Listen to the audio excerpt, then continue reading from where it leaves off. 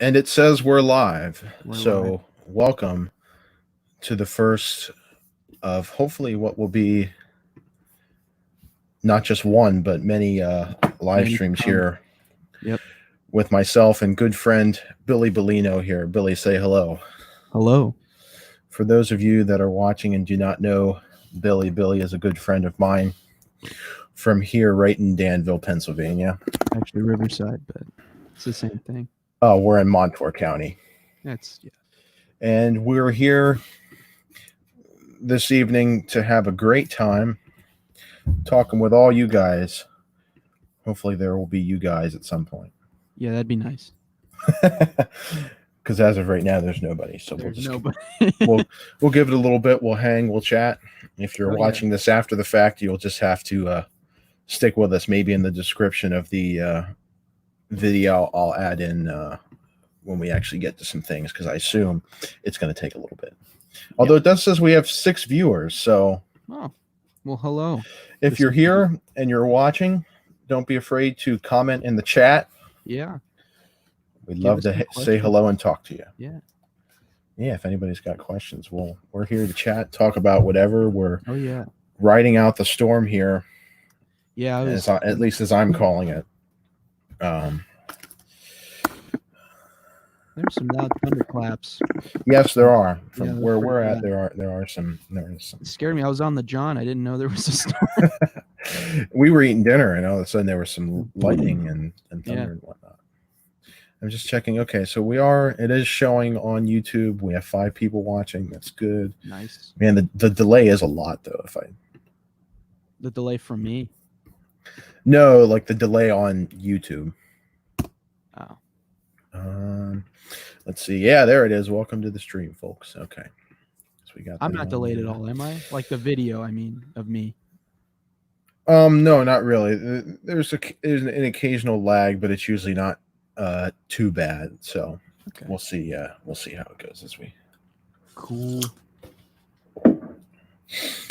But yeah, we hope everybody that is quarantined up and whatnot that you are enjoying your time off. We have some topics that we're gonna talk about here today. Yep. That relate to what all we've been doing over this quarantine because it's now it pretty much marks 2 weeks since we've all been ordered to stay at home here and excuse me. You okay over there? That's not coronavirus. Okay, Give me well, 1 second though. Hope not. It's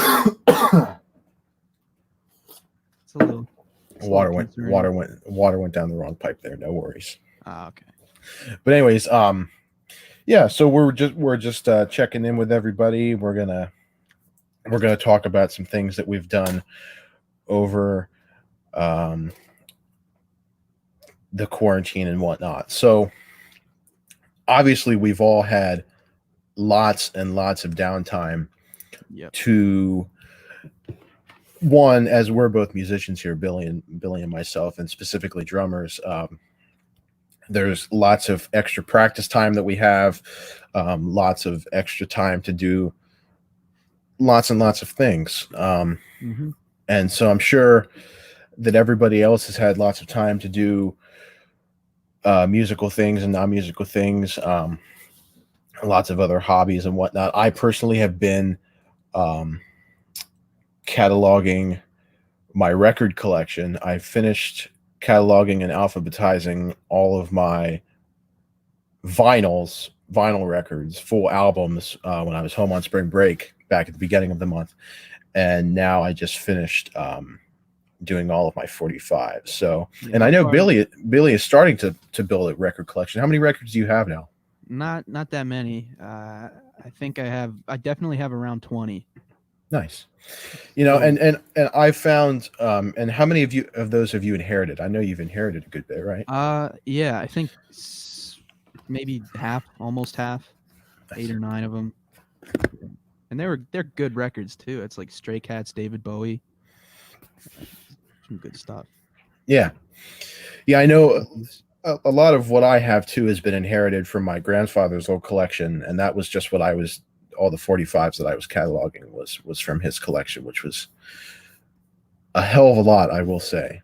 Mm-hmm. So Yeah, what really sucks is my grandfather on my dad's side had this e- enormous, pile of records. It was there were a lot of records Hmm. just that my dad and his brother have accumulated, and then they went to my uncle, who then gave them to his daughter, who then sold them. Mm. So now they're no Oh, sold them? Oh man, that's really got to do it.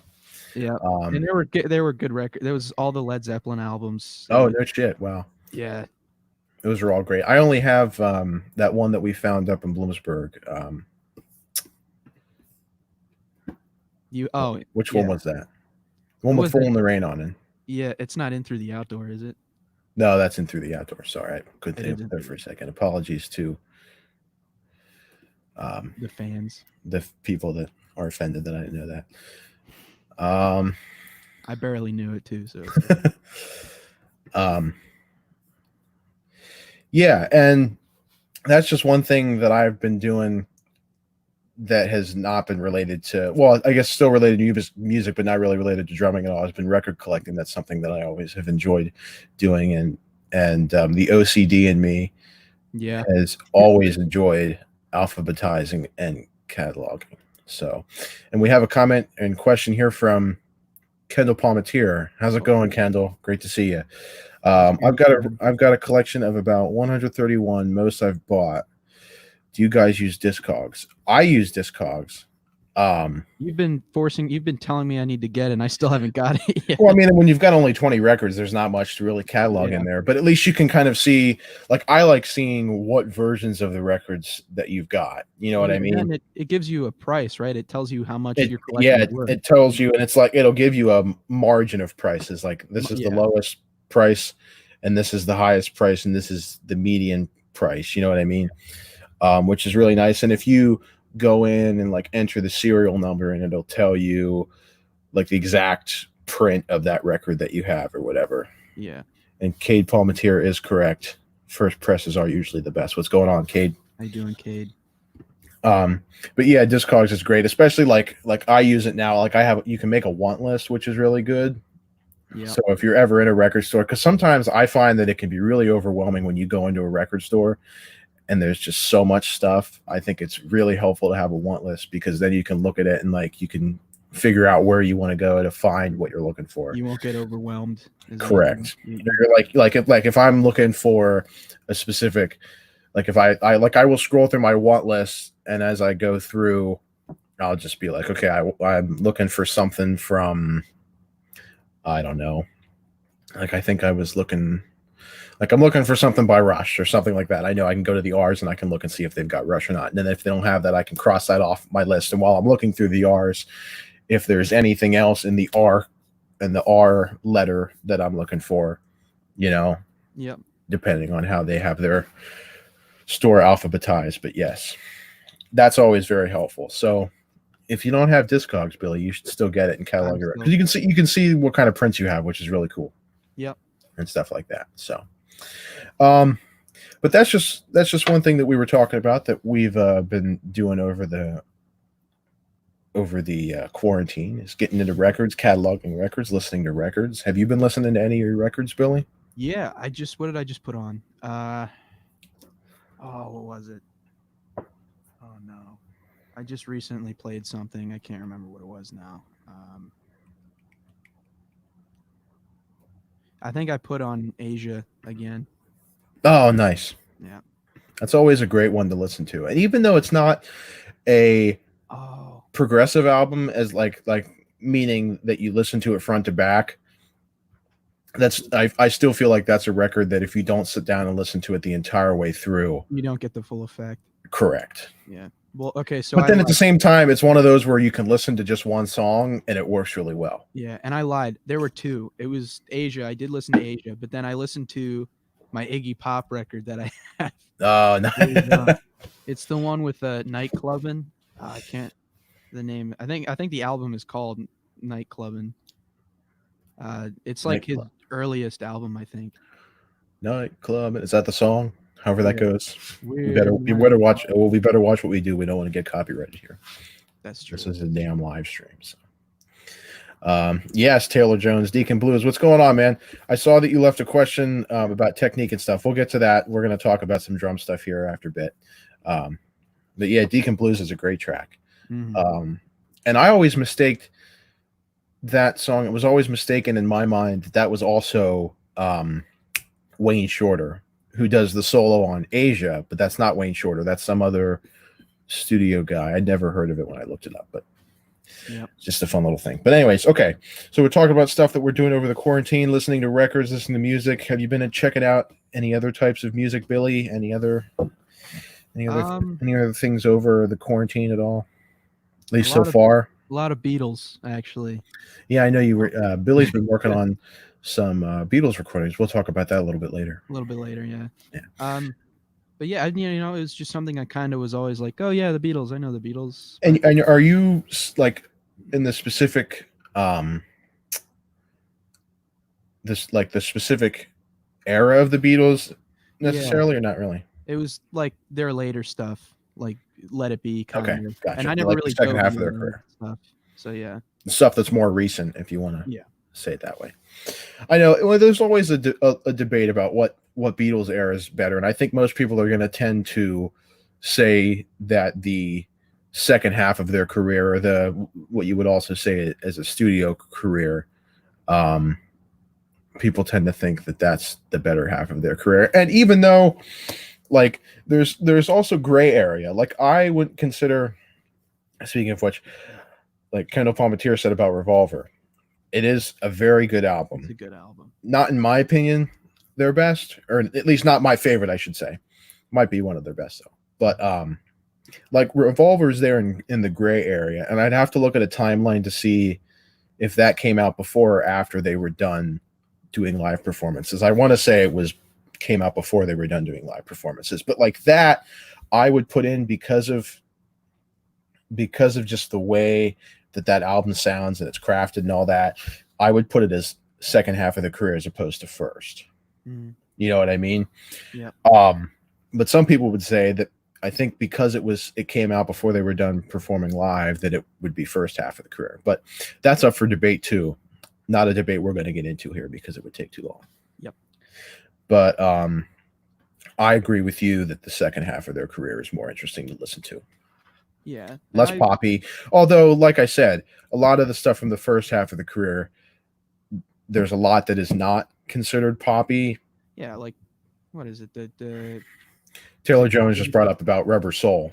I totally agree with you there. If you're saying Rubber Soul is like one of those from what I would consider the first half of their career, that's just great, in my opinion. So, yeah. And Cade believes that it's the first of the second half. I could go back and forth about that, in my opinion, really. Yep. It all depends. I think every era has its diamond. Liz Zeller says Abbey Road is one of my personal favorites. Abbey Road is up there close to one of my favorites too. It's, to me, I think it's almost between that and the White Album. Yeah. I don't know. It's up for a debate. Like I said, we're not going to get into it right now. Yeah. That is a whole nother. That's another live stream right there. Correct. So, talking about music, Billy's been checking out the Beatles over the quarantine. Yeah. I've also been going into a lot of more jazz-oriented stuff. Nice. Yeah. I've been listening to a lot of records with Tony Williams. I'm trying to right now find something because I just finished for school. I just finished transcribing some Elvin Jones. Oh yeah. On Wayne Shorter's "Speak No Evil," which is there's some great playing on that entire album. But right now I'm trying to find something from Tony Williams to listen or to transcribe. So I've been listening to some Miles Davis when Tony was with him, and there's a lot of great Herbie Hancock records with Tony Williams on it. I've been listening to Herbie as well. Herbie's great. Yep. And Dave Brubeck Quartet. You've been. Dave Brubeck's great if you're going to listen to Joe Morello and stuff like that. But have you checked out what Herbie Hancock am I thinking of? I got to look it up now. I always mistake titles of albums. I can look it up I know you like what is it? Chameleon. Yep. And but Cantaloupe Island's great. Watermelon Man. Those are all great tunes. I don't even know if Tony Williams is on any of those. Maiden Voyage. I've been checking out that album because there's a lot of really great Tony Williams playing on that album, and there's a lot of other stuff too that Tony did with Herbie and Ron Carter as a trio and stuff. That's really great. But I mean, too, and just listening to some of Tony Williams' solo career stuff is all really great. I'm sure our fellow drummers that are here watching can relate to Todd Zuckerman, and he always talks about Tony Williams and his solo career. It's just a lot of amazing music that came from his solo career after he was done playing with Miles and all those guys. Yep. The one that I've been really checking out is a Stan Getz record called Captain Marvel, which was originally Captain Marvel is actually a tune by Return to Forever. It's a Chick Corea tune that Return to Forever did. I think Chick Corea plays on the Stan Getz album on that too, but there's some really great playing from Tony Williams on that record. Taylor, I completely agree with you on that one. Although I have seen some other crazy left hands, but Tony did have one of the greatest left hands in history. From what you've shown me, yeah. Yeah, I know you got to watch more videos though. There's not a whole like there's a good bunch of videos that you can watch on Tony Williams, but there's a lot that I wish you'd be able to see on video. A lot more of him than I wish. But yeah. So yeah, talking about checking out drummers, another drummer that I've been checking out the past couple weeks, and I'd really been checking him out ever since I was on break, was the great Jeff Porcaro. I'd always loved Jeff's playing. I've always listened to Toto and stuff, but I never really gotten into so much of the other stuff that he's done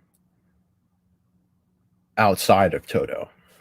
And like I guess I never really realized how much of the Steely Dan material that he played on. Yep. Like if I'm correct about this, he played on like almost the entire Katie Lied album. Or maybe it was a different one. I think it was. Yeah, you're gonna have to look into that. I don't think I know that one. I hate to Wikipedia stuff about this because I never trust it, but I think he played on most of it. Yep. On all songs except Any World.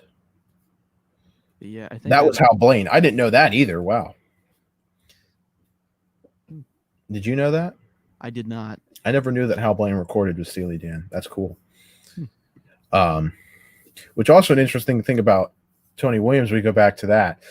And did I tell you about the Tony Williams thing with Steely Dan? Did I ever tell you about that? I think you may have.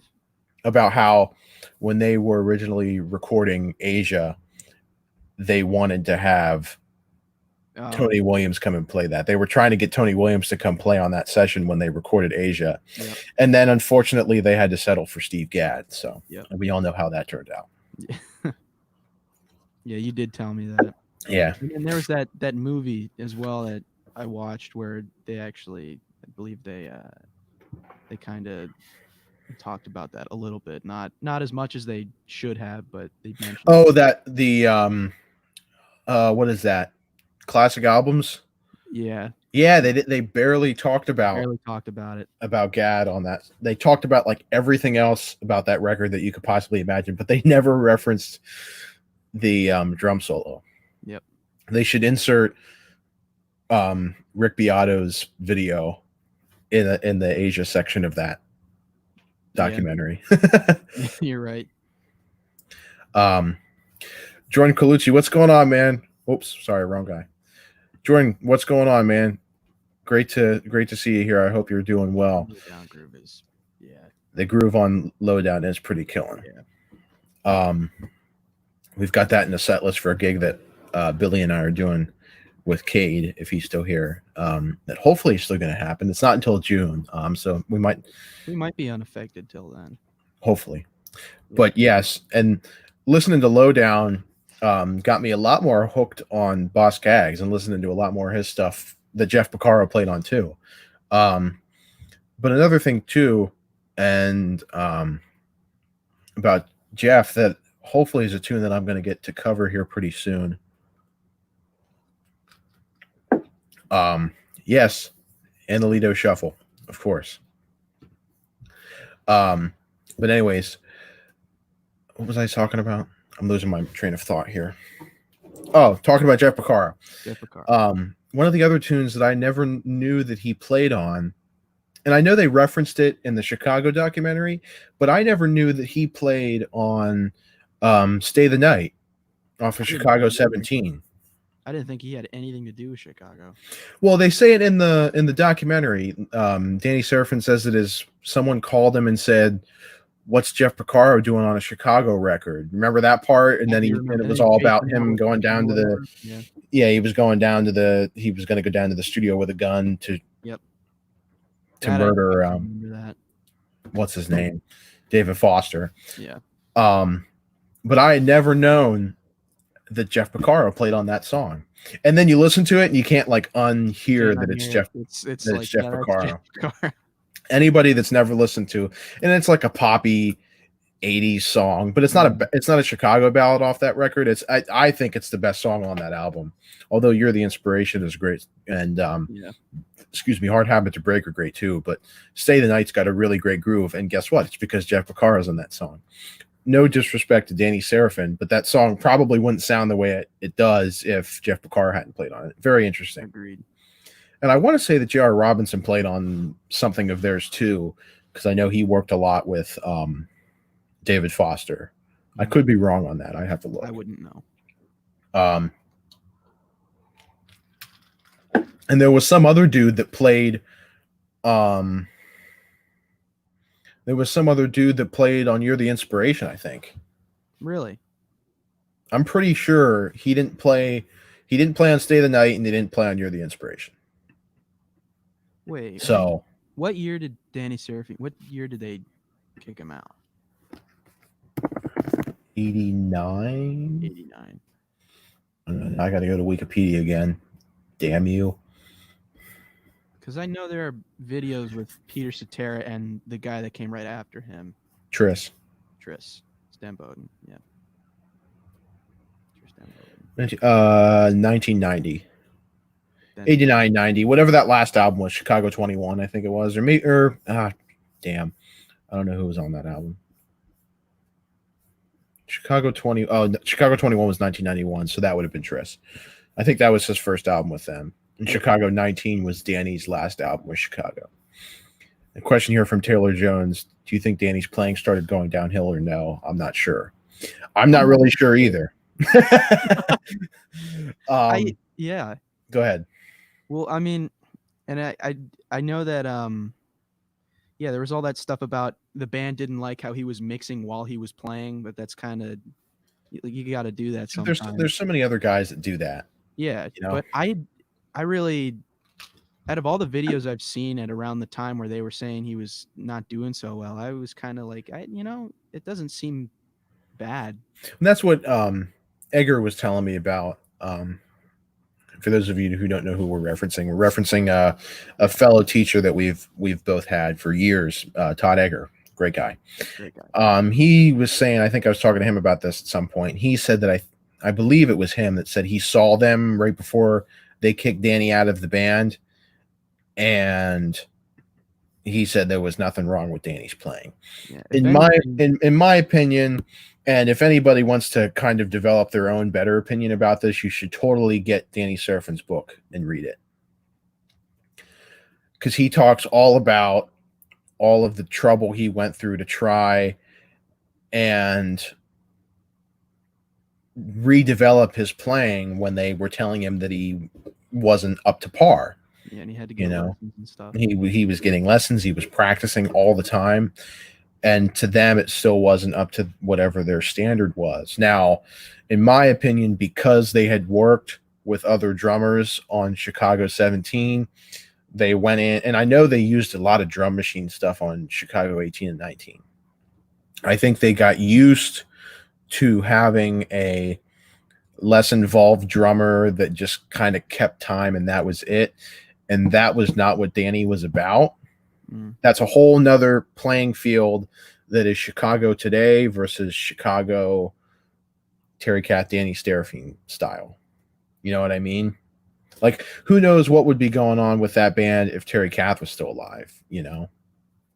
Because I can certainly say that they don't have the vibe that Terry Kath had with them. You know, he was very. I feel like that was really where the clash.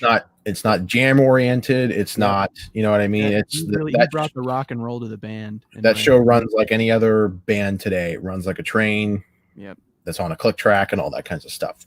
We won't get into all of that either because that's another live stream. But yeah, I think that part of the reason was that they didn't care for Danny's style of playing. Not that he was a terrible drummer. They didn't care for his style of playing. Yeah, I agree with that. Oz says, check out Jeff Porcaro on Brian Duncan's Lunatic Friend. Great stuff. Let me write that down. Yeah, you better. And then you'll send it to me, right? Yes, I will. Okay, cool. This is why I love having him around, because... Thank you for suggesting that. We appreciate it. Yeah, I do appreciate that. But yeah, it's pretty nice because he usually takes care of all the stuff, and I just kind of sit here. Talking about me? I am talking about you. Oh. All right. So talking about Cameron Hanks says, Billy, we can't hear you that well. Can you move a little closer to the mic? Thanks. Of course I can. My bad. Cool. Thank you for letting us know. This is our first time doing a live stream here. I hope that people were not, I wanted to say this at the beginning, but I totally forgot. I hope that people were not under the impression that we were going to be playing music and or yeah, it seemed like people were thinking we were playing music. And I will blame part of that on me because I said live show in the thumbnail, but then I said live chat in the title. So if you read the thumbnail, it says live show, would make you think that it was like a performance. Could you imagine if we tried to play music? And well, if we were able to, like, and my other thing too is like, it would be a hell of a lot of stuff to try and hook up for this to make it sound any good, you know? Yeah. But even then it still would not. Yeah. Correct. Cool. So talking about we went off on some tangents there about some bands that we've been listening to here during our quarantine time. If anybody else would care to chime in about what they've been listening to or what they've been doing with their time over the quarantine, we'd love to hear it. We'd love to talk about it. Yeah. Right now, though, we're going to discuss something else that everybody has had a lot more time to do now, other than checking out some bands and some music over this time, and that has been practice time. We've been both unfortunate and fortunate through this time. Unfortunate in that the live music scene is pretty much shut down for an undefined amount of time because of what's going on and not being able to gather in large crowds. But we have been able to be at home and spend time working on being better people and being better instrumentalists and musicians. No matter what you're playing, everybody has now run into a lot more time at home to be able to practice. One, because we're not going out and we're playing gigs all the time. And two, because anybody that's got a day job, unless they're essential, they don't have to work. So we've had a lot more free time to practice. I know for myself, I'm still taking all my college courses here at home online, and I'm doing lessons through FaceTime, and I have some classes on Zoom, and I have to submit videos for my piano course and stuff like that. Anyways, but I have found a lot more time, a lot more leisurely kind of time to be able to practice. So I can practice more of what I want when I want. I still have material that I have to work on for school, but I've run into the case of I've got a lot more time to practice and make content for this YouTube channel. And so we just kind of wanted to touch on practice time and managing your practice time. Even though we've got a lot more time, there's still always the topic of managing your practice time, especially now when we are home with our families. And I'm sure Billy, like myself, have run into problems between balancing family time and practice time, because that's always something that I think any musician is going to run into, because everybody wants to practice as much as they can, but there's obviously stuff that gets in the way. So working on that is always great. If anybody wants to chime in on anything about that, we'd love to hear it. But Billy, so what have you been working on most Yeah, recently with your practice time that you've got now, or at yeah, least your extended practice time, I should say? yeah. I've been working on well a lot of different varieties and practicing. Not even not just with the kid. I've been practicing a lot more guitar recently. Just looking into different bands and different styles of playing and just stuff like that. And then I've been practicing with recording a lot too because I've never even touched that kind of stuff. I've never even really thought about it. And I've Always a just good, uh, yeah, I always just a good had specialty to have. oh yeah, You know. I've had plenty of time to work with the laptop and hook the mixer up and just yeah, and I've got all the equipment I need to do it. I just never really found the time to work on it and And all the equipment that you have, you were using it for live stuff, which yeah, is great about the technology that we have now is that you can use a lot of the stuff that you have for live applications. You can use it for studio applications as well. yep. And I just recording realized my microphone's been like in my face this entire yeah. time. It's like, Well, at least hey, people could can you see me at all? yeah, at least people could hear you. Very true. Yeah. Speaking of which, can you guys hear me now? Is it okay now? Too loud. Anyways, continue. Yeah.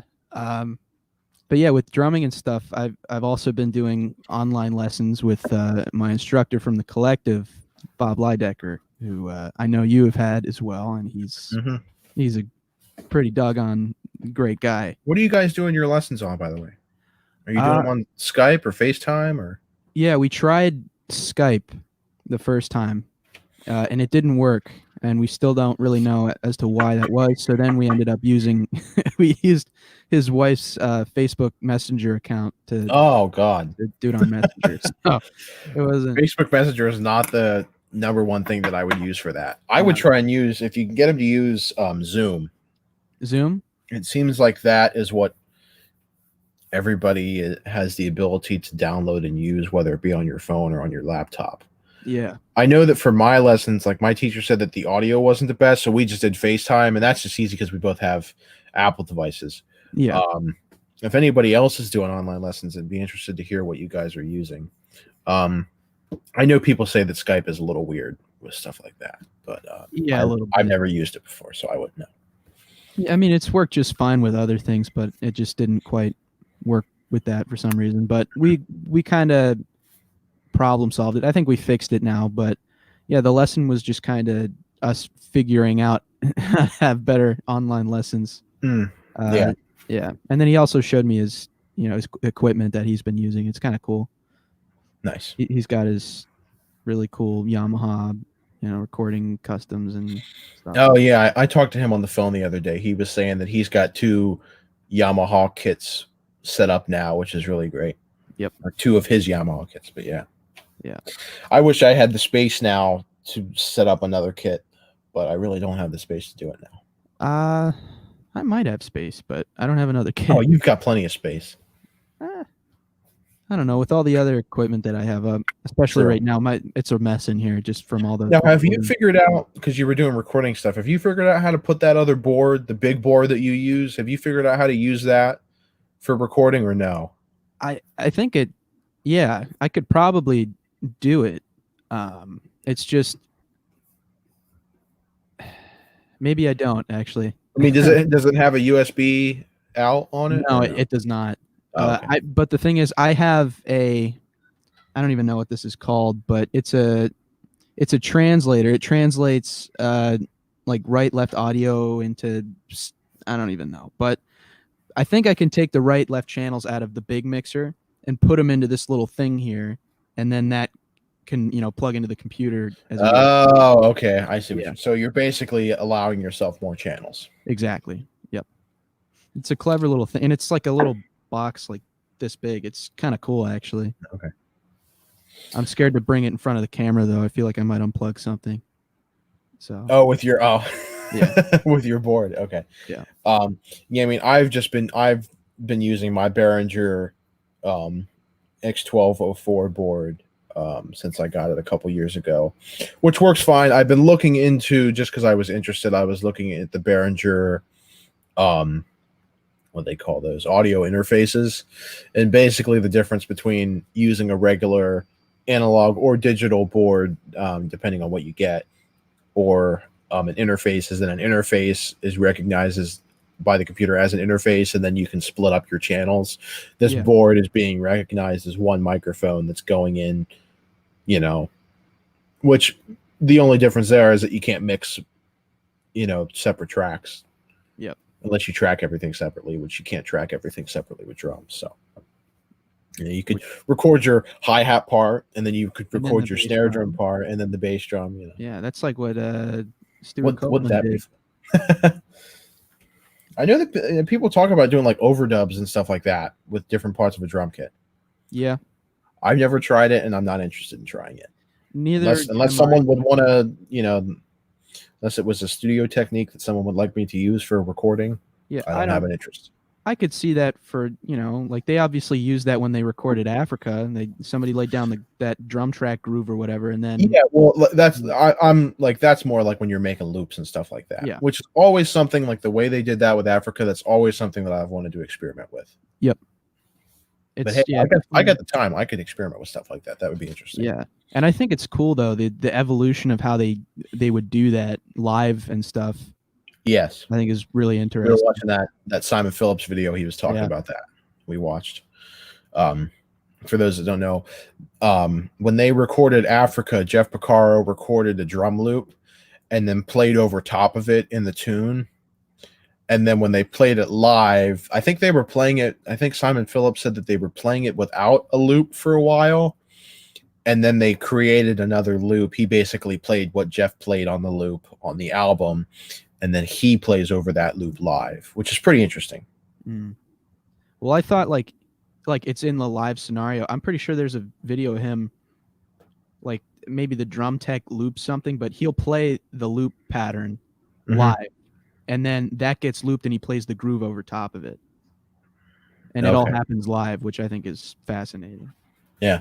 Especially because it's not like, unless he's playing the loop to a click, it's not done to a click at all. Which, you know what I mean? Yeah. Now that just makes whatever I just said sound impossible.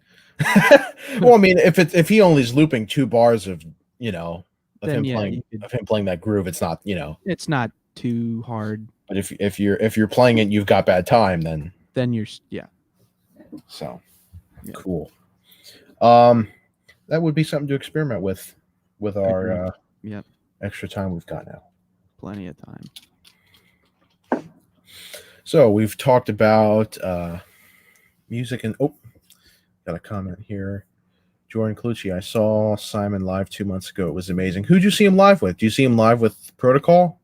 Or whichever protocol he has now, Protocol 4, I think. Who'd you see him with? Because I know he's not with Toto, so no. I don't know if he's touring or playing with anybody else right now. But that's cool.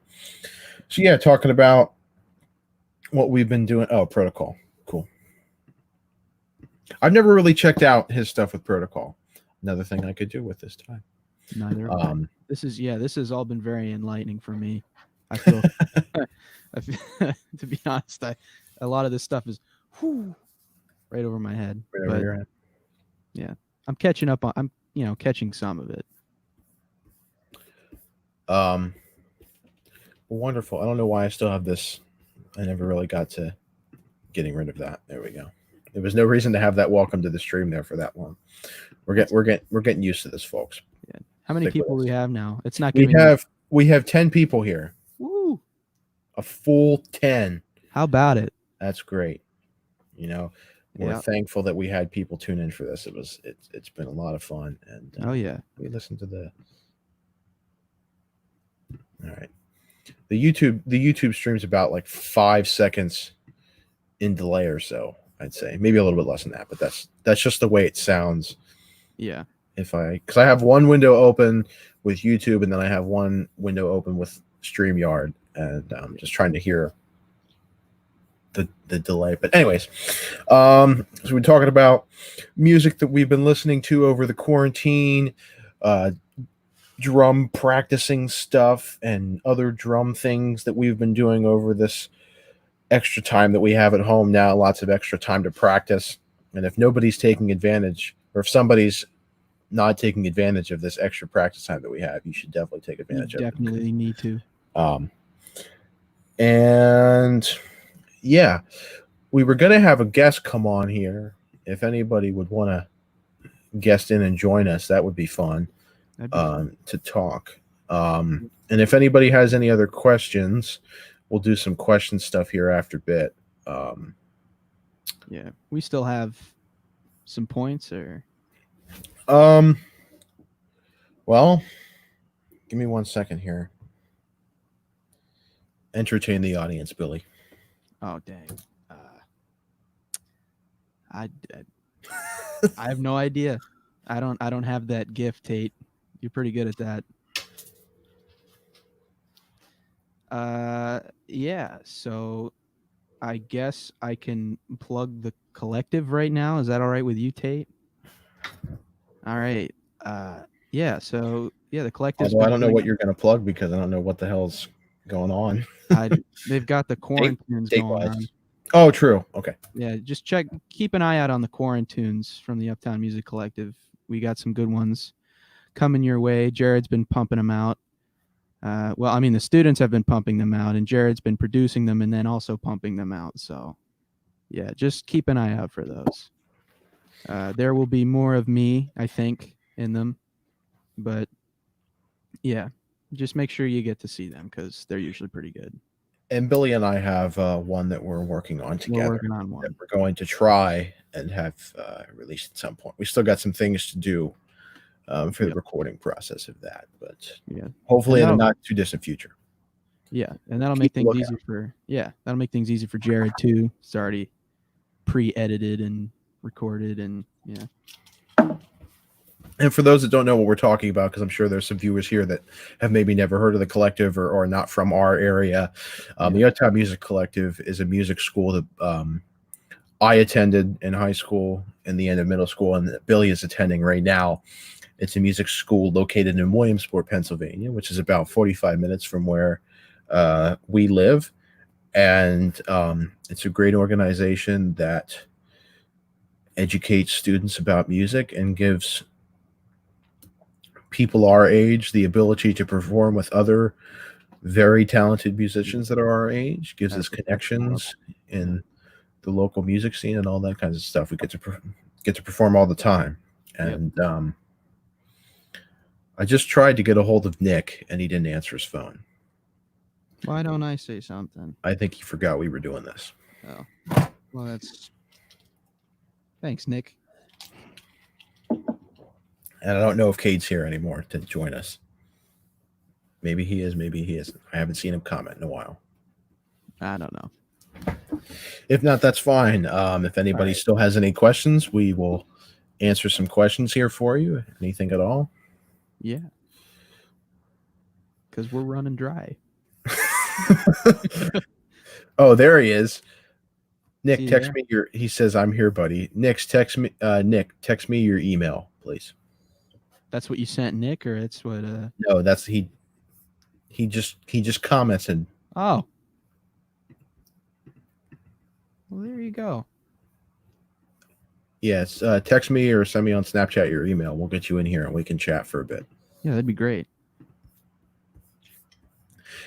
And while we're at that, I have a question here from Liz Zellers. Speaking of the collective, do you know what's going to be happening with the 20th anniversary show? No idea. I know a little bit, but I don't know what I'm allowed to say. I was going to say we don't really know what we're allowed to say. Jared could be watching right now, and he's just got the trigger ready. Kill us both. You say one wrong word. Nick, you shouldn't have posted that in the chat, but posted his email in the chat. Yep, right there it is. Oh my god. I could put the user in timeout if I wanted. That's one of my options that I have. Oh, that's Liz, I would just keep watch on the collective's Facebook and Instagram pages, wherever you follow them at, or Twitter, right? Yeah. I would just keep a lookout there, and hopefully we'll know more soon about that. Yep. And on behalf of everyone in SPG1 and all the alumni, we are all still pumped for this. So, Indeed. yep, we all want this to still happen. So, we're gonna do everything we can, hopefully, to have it happen.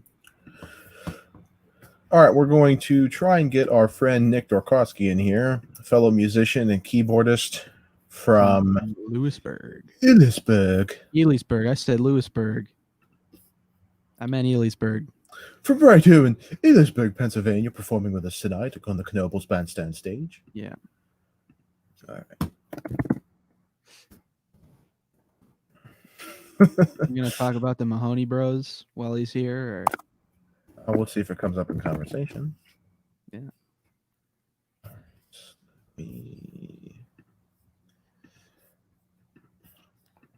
Nick, if you can get to a computer, or I guess he can do this from his phone. Do it off his phone. Yeah. Okay. Yeah. I think he just has to watch because I don't know if if you get a call, if it disconnects you or how that works. I've never used StreamYard on my phone, but hey, speaking of StreamYard, shout out to the folks at StreamYard. Yeah, thank you very for much. allowing us and giving us this platform to live stream from. We were trying to figure this out the other night when we had come up with the idea to do this, and this is deemed to be pretty easy. So if you're trying to put on a semi-professional, unprofessional, whatever you want to call it, live stream, this is the place to do it. It's very easy. Yep. And so far we have not had any problems. Other than me, but that's my fault. Not well, that was your microphone. That was not anything with StreamYard. It's not even my microphone. It was just me being an idiot and not placing it in the right spot and not talking into it. I thought you were talking about when your microphone sounded like this the other night. Sorry to headphone users there. Oh no, we were testing this out the other night. Billy's microphone sounded like he was inside of a drying machine. Here, do you want me to put it on? Do you want me to do no, it please again? don't, because then you're not going to be able to get it to sound right again. Maybe That's at the end. Maybe. Hey, look who's here. Connor Evans, what's going on, man? How you doing? How you been, buddy? Connor, is everything going okay with learning the songs and everything?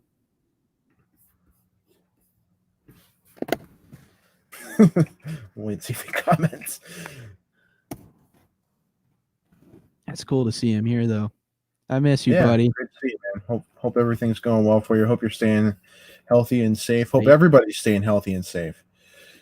Agreed, as do I.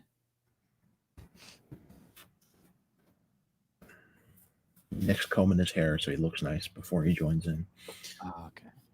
While we're waiting, though, I do have one other question that I'll get to that was posted at the beginning. Taylor Jones said, "Could you talk a bit about your traditional grip technique? How long have you played that or that way?" I have been playing traditional grip now ever since I was a sophomore in high school. So what would that be now? 4 years, I think, something like that. 3-4 years. Because I'm sorry. I think by that time,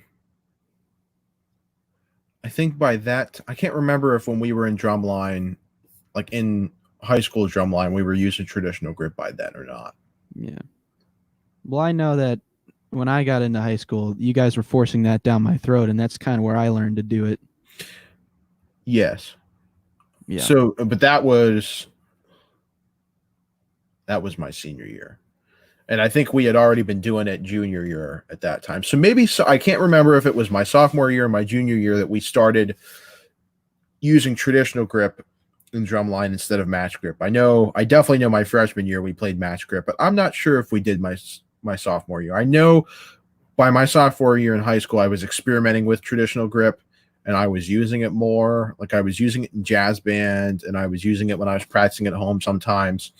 I was still mainly playing match grip, like I know in most of the gigs that I did, and still like rock oriented gigs that I play today, I mostly play match grip, although traditional grip usually sneaks its way in depending on how I'm feeling stylistically. But I know that traditional grip I started fully using when I was studying with Bob, and so I want to say I think the first big collective show that I remember playing traditional grip in was Women of Rock. We did a Hart and Pat Benatar show, Women of Rock. And so, but anyways, that's probably about 3 or 4 years now I've been playing traditional grip. And so my technique basically started on that with the teacher that we mentioned earlier, Todd Egger. And man, you start talking about drum technique and people just drop like flies. We are now down to 6 viewers. But anyways, yeah, so traditional grip for me comes from a few different ways of playing. You know, obviously doing it in drumline, it was very traditionally traditional, if I can put it that way. And I'm sure for drummers out there that kind of know what I'm talking about, if I can, here, I'll pull out my big band stick. I like my big band stick. When I first started traditional, it was always right on the, and Billy can attest to this too, because it's how we all learn traditional. It's like right on the flag, right? We're choked up pretty far, and it's mostly a lot of this. There's not a whole lot of finesse here. Sorry. There's not a whole lot of finesse here. It's just this. And so as I was doing more drum set stuff, I learned more of the finesse stuff. I started doing the Steve Jordan, Todd Zuckerman gripping way back, which I still do from time to time. Although I've learned that it's more inefficient depending on what you're trying to play. When you're playing just backbeat stuff, you got to love gripping the stick way back here. When you're trying to do more finesse, play more notes per se, when you're trying to play doubles and stuff like that, the grip usually tends to come up on the stick a little bit, because you get more power when you're gripped towards the back, but you get more control when the stick's gripped up a little bit. As far as that, other basic stuff with traditional goes, you tend to grip on the side, or like instead of holding the stick under like this, which you see a lot of people do, you want to be up more on the side like this, which then goes into the height of your snare drum and all that kinds of stuff, because if your snare drum's too low, you're not hitting the head of the drum in the right way. So there gets to be a lot of things that happen there. And I'm getting a message from Nick now. Hopefully, Taylor, that answered your question. Yeah. There's lots of great videos on traditional grip and how people apply that to the drum kit and stuff like that. Because like when you're talking about it in a drum corps marching band sense, it's a lot different than talking about it in a drum set sense. So that's that. Nick was here. We'll see if he comes back here. Device is not connected. Nick, your camera was there a second ago. I don't know what happened to it. He was on. Mm-hmm. Oh. Are you on the StreamYard page or are you on the YouTube page? I'm on the StreamYard page. Okay. Where our two faces are there on the bottom, his face popped up there while I was talking about all that. Yeah. I didn't want to add him in and then we could have it be chaotic while I was talking about that. It's just going to be too much. I was gonna tag on to the traditional grip talk, but yeah, go ahead. I don't want to keep losing viewers. No, go ahead. That's fine. Yeah. Well, I know that for me, I really haven't been doing traditional grip for that long. Maybe a year now. No, longer than a year, I think. A little longer. But yeah, a lot of it just came from watching Tate play because I never really implemented it. It was always something that I played around with, but I never really got the hang of until I got into high school and marching band. They really threw that down at me all the time, and just watching him play. And then eventually when I was taking lessons with Bob, he also was training me with traditional grip. He knows how it all works really well. Oh yeah, he does. Yep. And yeah, there's just lots of discussion about it, and it was always surrounding me, and all the other drummers I started watching were doing the same thing, so I kind of learned from that. A lot of it, surprisingly, comes from watching other people play. Yep. I can't tell you how many videos I've watched people playing to figure out just technique, let alone what the hell they're playing. So. Yeah. And it comes down to being comfortable, because if you're not comfortable with your grip, your playing isn't going to sound comfortable, meaning it's not going to sound good. Yep. Because you know that when someone's listening to a recording, the first thing they're going to say is, "Oh, I wonder if he's playing traditional or matched grip on this recording." Yep. You know, like no one's saying that when they're listening to a drummer. But enough on the technique and traditional grip versus match grip spiel. A lot of things we've covered tonight could be covered in a whole nother live stream. But hey, look who we have here. The one and only Nick. There he is. Hey, how are you, buddy? It's been a while. What's going on, man? Great to minute. have you here. Hey, it's great to be here, man. Thank you for having me. Of course. Is the audio working all right? Yeah, sounds good. Sounds fine. Give me 1 second. All right, we're good. Cool.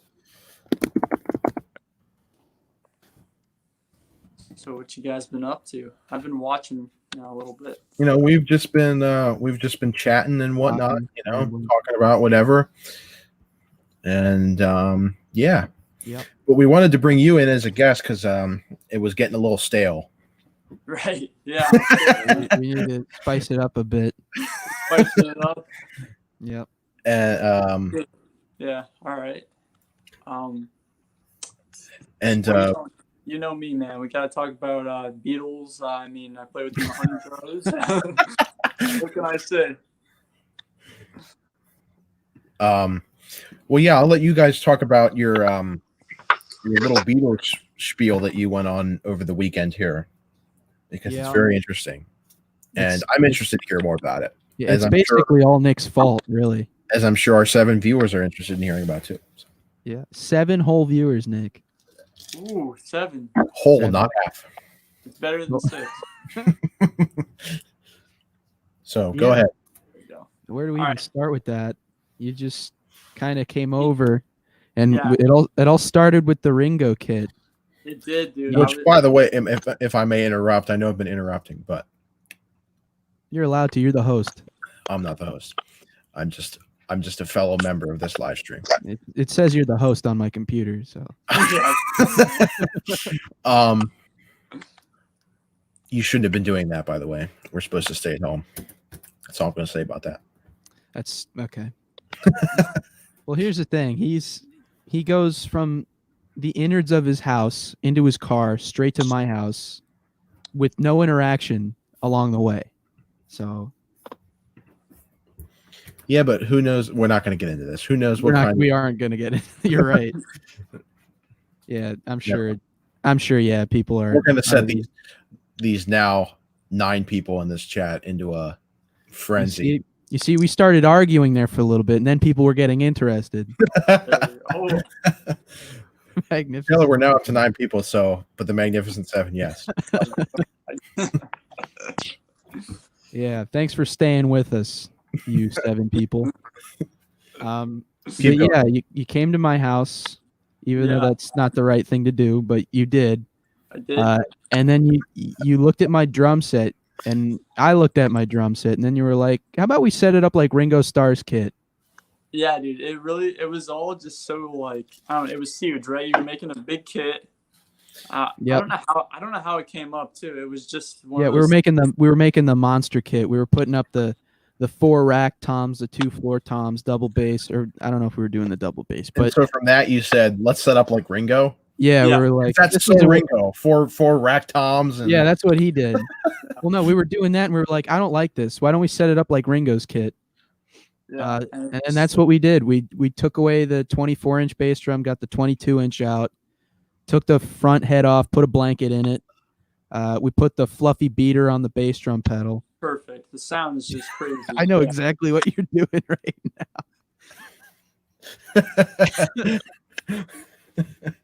Nobody else knows what that is, but I know what that is. If there's that, keep going, Billy. We're starting to go downhill. Oh no! Okay, we're almost gonna hit the hour mark here. I think.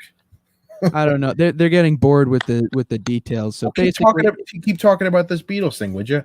Yeah, we set up the kit. It looks like Ringo Starr's kit. We put the sounds like Ringo Starr's kit as well.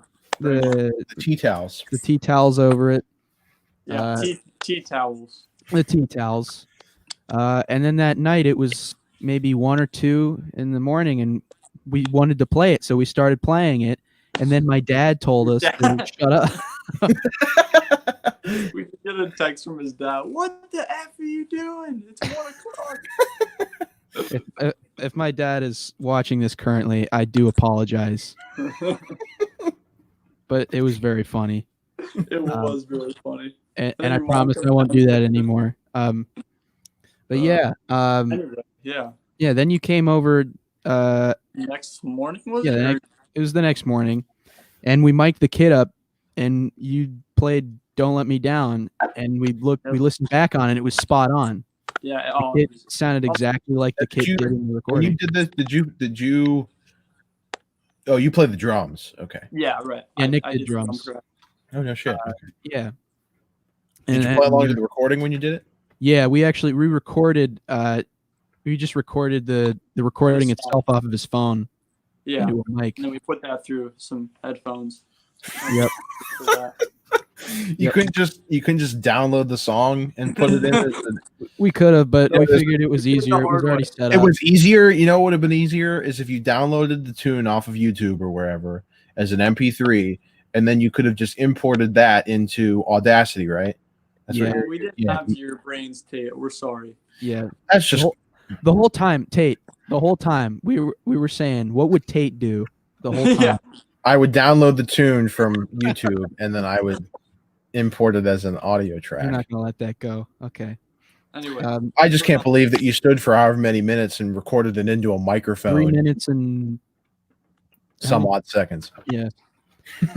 But yeah. Well, I will say props to you for doing that. Well, thank you, Tate.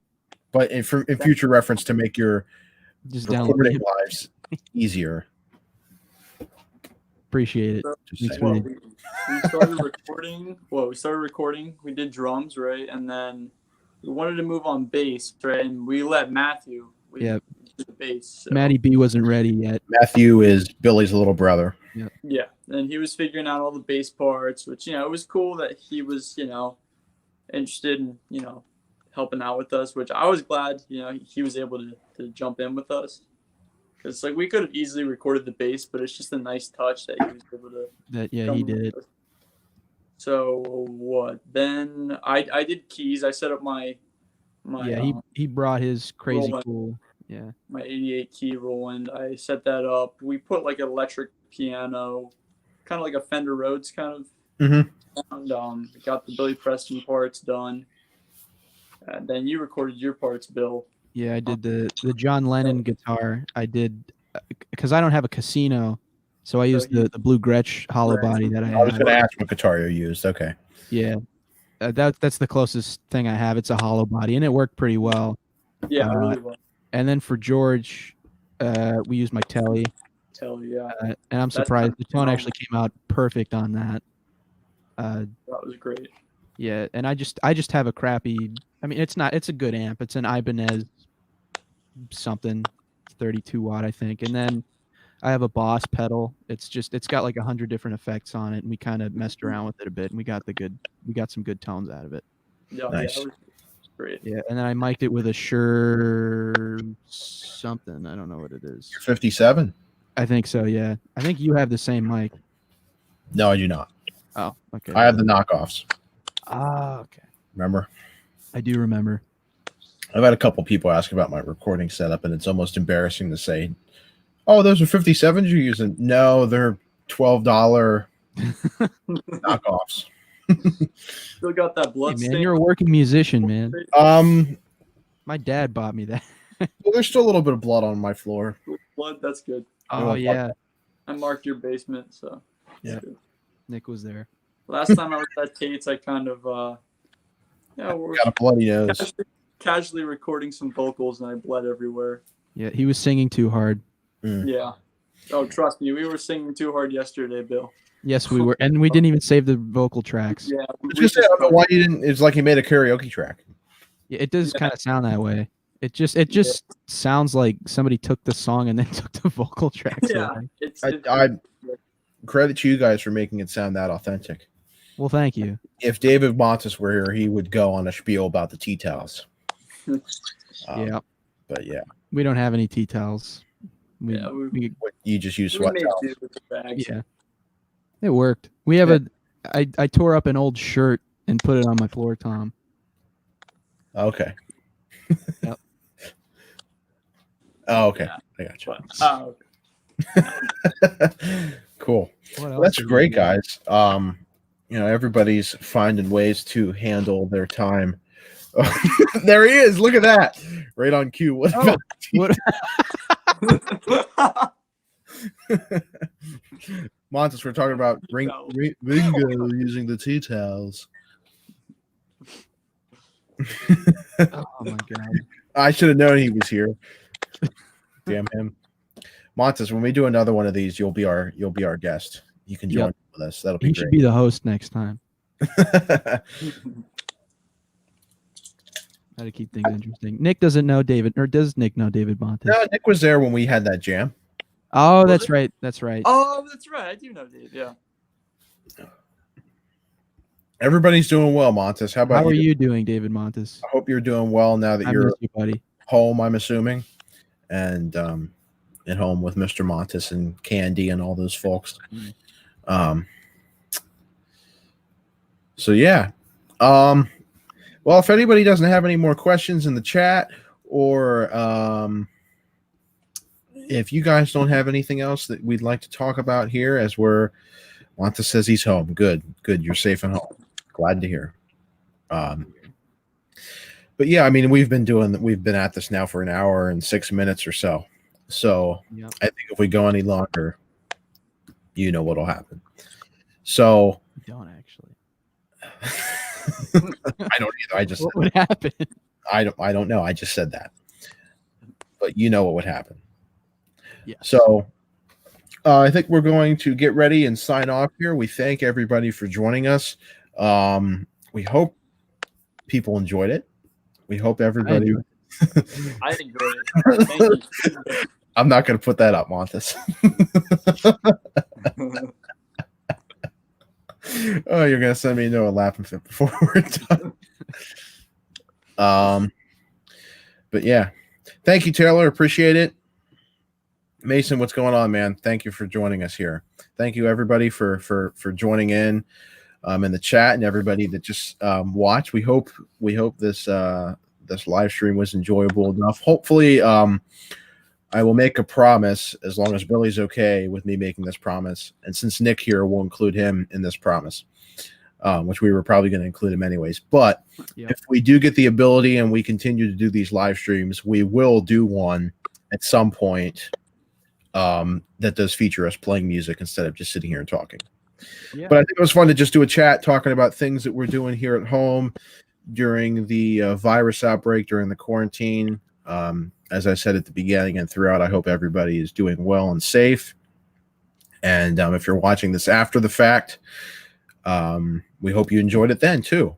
Because this will stay on my YouTube channel as just a whatever we're going to call it, just a live chat with those of us. So we hope you guys enjoyed it. If you want to see more, please let me know. Don't forget to subscribe and like. We did get one dislike on this, so we must have done something wrong at some point.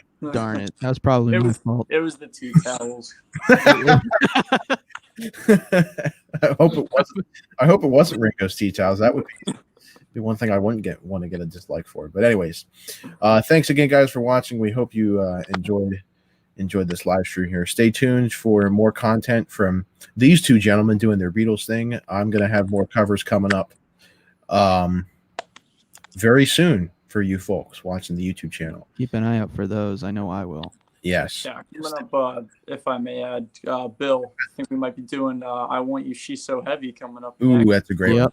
A Beatles tune. So, yeah, that's what's coming up. I just want to say thank you, Tate and Bill, for having me on here. Of course. Thanks for coming along. And if I may say, I better be present for that session. Oh, of course. Oh, yeah, of course. I want to play George Martin. Oh, there you go. You will. Hey, we got bongo. I think Ringo used congos in there, so we got bongos. True. And I'll be sure to bring my tambourine. Yeah. Oh, of course. Yes. And if you can't bring yours, there's always mine. Yes. But even though I don't think there's tambourine on I Want You to See So Heavy. So anyways, thanks everybody for joining us. We hope you enjoyed it. And well, I forget what else I was going to say, but thanks everybody for joining us. We hope you enjoyed this live stream, and hopefully we'll have more of these if you guys enjoyed it and want to hear more. If there's anything else you'd like us to talk about at some point in a later date in a different live stream, please let us know. We would love to talk about it. Enjoy the quarantine. Enjoy everybody's time at home. It is an uncertain time, but like we discussed tonight, we've got time to practice. We've got time to listen to music and do other things, do other hobbies. You can stay busy at home. Yeah, exactly. You can have a whole day and be so busy at home and never leave your house. And so stay busy, everybody. Take care. Thanks again for joining us. We hope you enjoyed it. Thanks, everyone. How many times I've said that now? A lot. Thank you, everybody. Appreciate it. Catch you later.